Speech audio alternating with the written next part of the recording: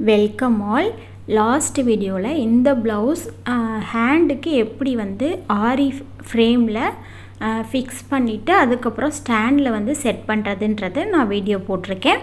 அந்த வீடியோ பார்க்கலன்னா நீங்கள் அந்த வீடியோ செக் பண்ணி பாருங்கள். அதில் வந்து சில பேசிக்கான விஷயங்கள்லாம் சொல்லியிருப்பேன். அது உங்களுக்கு யூஸ்ஃபுல்லாக இருக்கும் நீங்கள் ஆரி ஒர்க் பண்ணுறீங்க அப்படின்னா.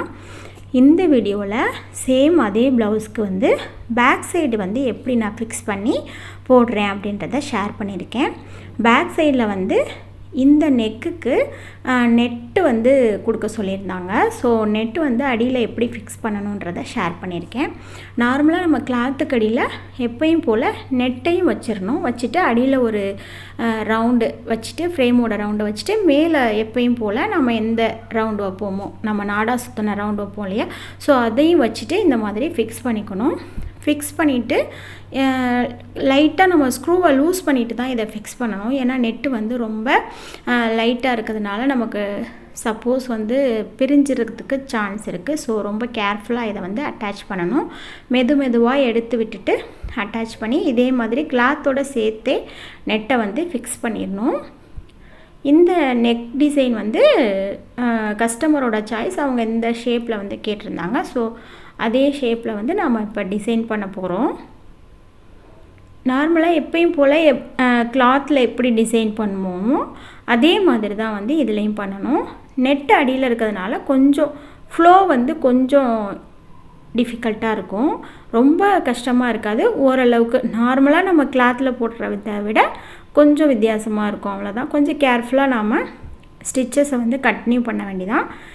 இப்போ பார்த்திங்கன்னா இந்த 2 லைன் சரியில் ஃபுல்லாகவே அவுட்லைன் கொடுத்துட்டேன்.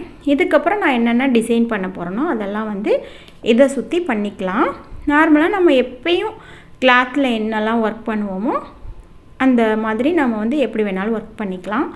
ஸோ இப்போ பார்த்திங்கன்னா நான் பீட் லைன் 2 லைன் கொடுத்துருக்கேன்.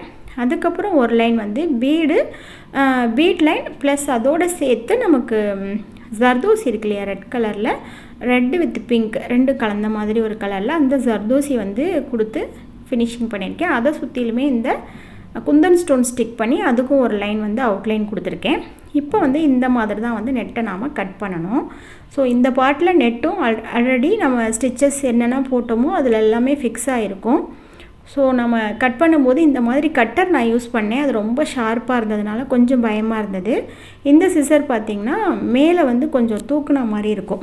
ஸோ கிளாத்துக்குள்ளே வந்து போகாது அவ்வளோ ஈஸியாக. ஸோ அதனால் இந்த சிசரை வந்து நான் மாற்றி எடுத்துட்டேன். இந்த மாதிரி ரொம்ப கேர்ஃபுல்லாக பொறுமையாக நம்ம வந்து கட் பண்ணணும். ஜஸ்ட் ஒரு நிமிஷம் நம்ம வந்து கேர்லெஸ்ஸாக இருந்துட்டோம் அப்படின்னாலும் சுத்தமாக இவ்வளோ நேரம் பண்ண ஒர்க் எல்லாமே ஸ்பாயில் ஆயிரும். ஸோ ரொம்பவே கேர்ஃபுல்லாக இந்த ஒர்க்கை வந்து நம்ம பண்ணணும். இந்த கட் பண்ணுறது தான் வந்து இதில் ரொம்ப கேர்ஃபுல்லாக பண்ண வேண்டியது.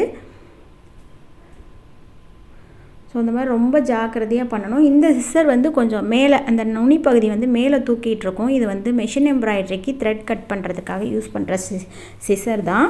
இதுக்கு வந்து ஆப்டாக இருந்ததுனால அது வந்து யூஸ் பண்ணுறதுக்கு ரொம்பவே ஈஸியாக இருந்தது. இப்போ எல்லா கிளாத்தையுமே அந்த நெட்டை சுற்றி உள்ள கிளாத் எல்லாமே கட் பண்ணி எடுத்தால் நமக்கு நெட் பாட் மட்டும் கிடச்சிரும். ஸோ இந்த இடத்துல வந்து நம்ம கட் பண்ண கிளாத் வந்து பிசிறு தெரியுன்றதுனால அந்த இடத்துலையும் பீட் வந்து ஃபில் பண்ணியிருக்கேன். ஸோ ஓவராலாக ஃபினிஷிங் வந்து இந்த மாதிரி தான் இருந்தது. நெக்கு ஃபினிஷ் பண்ணதுக்கப்புறம் அவங்க இப்போ நமக்கு வேணும்னா நெட் பார்ட்லேயும் வந்து டிசைன் பண்ணிக்கலாம். அவங்க வேணான்னு சொன்னதுனால அதை வந்து ஃப்ரீயாக நெட்டு வந்து எம்டியாக விட்டாச்சு. ஸோ இதுக்கப்புறம் ஹேண்ட் வந்து எப்படி டிசைன் பண்ணியிருக்கேன்றதை ஷேர் பண்ணியிருக்கேன். ரொம்ப வந்து இதில் வீடியோஸ் எடுக்கலை. ஜஸ்ட்டு உங்களுக்கு எப்படி பண்ணியிருக்கேன்றதை மட்டும் காட்டிக்கிறேன். மேலேருந்து ஒரு 4.25 இன்ச் அளவுக்கு கேப் விட்டுருக்கேன். ஸோ இதே கேப் தான் வந்து அடுத்த ப்ளவுஸ்க்கு விடணும். ஸோ அதனால் அந்த மெஷர்மெண்ட் வந்து நம்ம ஞாபகம் வச்சுக்கிட்டு அதே மாதிரி குறிச்சிக்கணும். இதில் வந்து ஸ்ட்ரைட் லைன்ஸாக தான் வந்து நம்ம டிசைன் பண்ண போகிறோம். ஆல்ரெடி நான் ஈக்குவல் கேப் விட்டு மார்க் பண்ணியிருக்கேன் இல்லையா, ஸோ அதில் வந்து லைன்ஸ் ட்ரா பண்ணிக்கிறேன். இந்த லைன்ஸுமே வந்து ஃபஸ்ட் லைன் வந்து ஹைட்டாக, அதுக்கப்புறம் உள்ளதெல்லாம் கொஞ்சம் ஒரு 1/4 இன்ச்சு வந்து ஹைட் கம்மியாக வந்து மார்க் பண்ணிக்கிறேன்.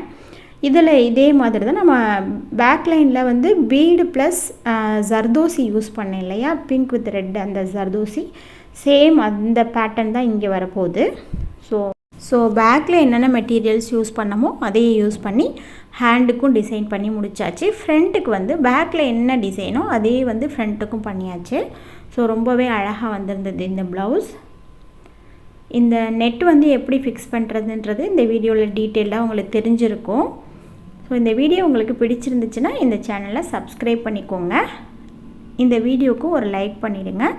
நெக்ஸ்ட் வீடியோவில் இன்னும் ஒரு சூப்பரான இன்ட்ரெஸ்டிங்கான ஒரு வீடியோவில் வந்து நான் உங்களை பார்க்குறேன்.